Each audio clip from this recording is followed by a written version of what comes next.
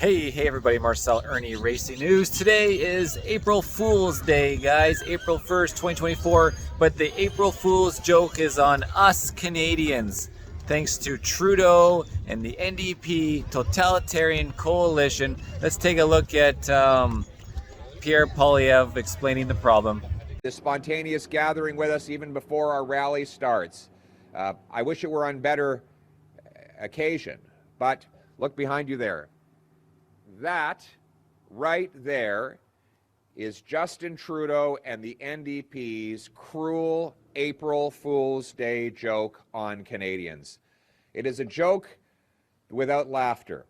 It is a joke that brings tears to the eyes of most Canadians, because after 8 years of Trudeau and his coalition with the NDP, everything costs more.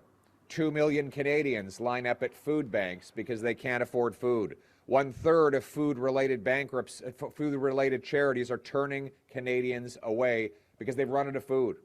In Montreal, a couple of weeks back, there was a small riot after the food ran out and the police had to be called because there were too many hungry people on the streets clamoring for something to eat.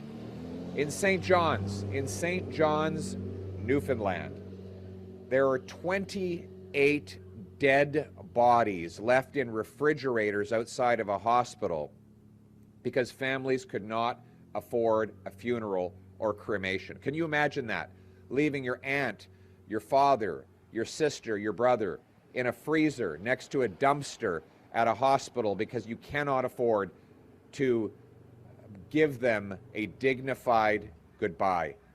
These are the kinds of stories that we see after 8 years of Trudeau. Homeless encampments are now common in almost every community in the country. We all remember the downtown east side of Vancouver. Well, Justin Trudeau and the NDP have taken that model nationwide. They've doubled housing costs with rent, mortgage payments, and down payments now costing twice what they did 8 years ago when Trudeau promised to lower them. Then we have the crime because of catch and release, decriminalization of drugs, and wasted money pursuing a ban on hunters and sport shooters. We have crime and chaos everywhere in our streets. Violent crime up 40%. Shootings up over 100%. 40,000 people have died of drug overdoses as the Prime Minister floods our streets with tax-funded opioids. And his solution to all this misery is today to hike the carbon tax by 23%. This is not just a tax at the pump. It's a tax on your heat, a tax on your food, because if you tax the farmer who grows the food and the trucker who ships the food, you tax all who buy the food. It is a tax that will cost the majority of families in every single province more than they get back.